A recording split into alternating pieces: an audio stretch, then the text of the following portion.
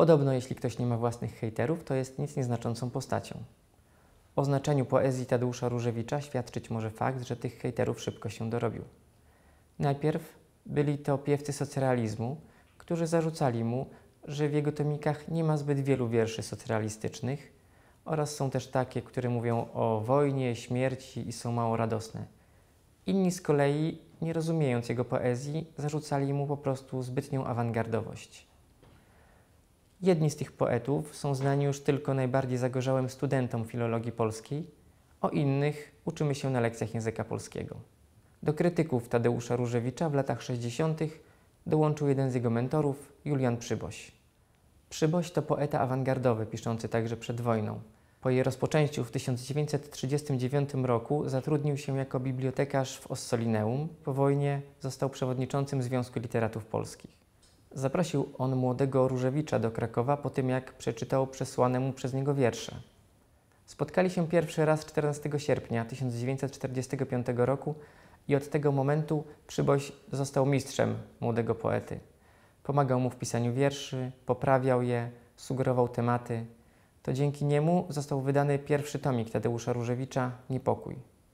I to właśnie u państwa Przybosiów Tadeusz Różewicz mieszkał przez kilka tygodni na początku swoich studiów w Krakowie.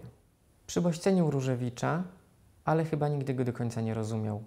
Zawsze chciał mieć w nim ucznia i nie chciał dopuścić, żeby Różewicz zaczął mówić własnym głosem.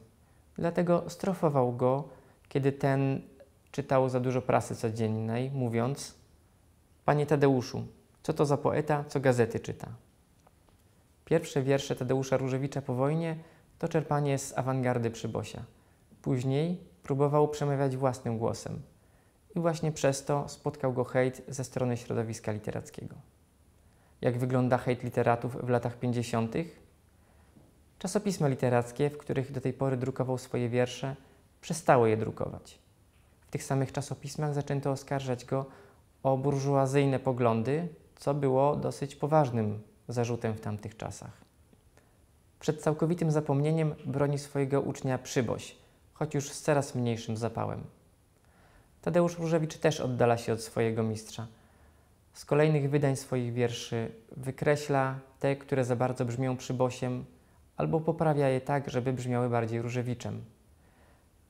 Pisze w wierszu „Serce podchodzi do gardła”. Razem z Przybosiem szukałem miejsca na ziemi.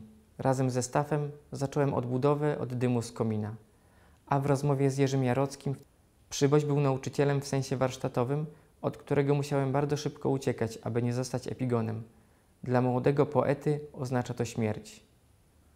Poeci kłócą się, przechodzą na pan, znowu godzą i ostatecznie w 1966 roku Julian Przyboś, który, jak sam mówi, zabiera głos krytyczny już tylko wtedy, kiedy czyjeś blagi i niejactwa znieść nie może, żegna się ze swoim uczniem słowami: „Umarł Tadziu, umarł, już leży na desce. Pisze dla poezji jeden wierszyk jesce, bo w Tadziurze taka dusza, że choć umarł, nogą rusza”.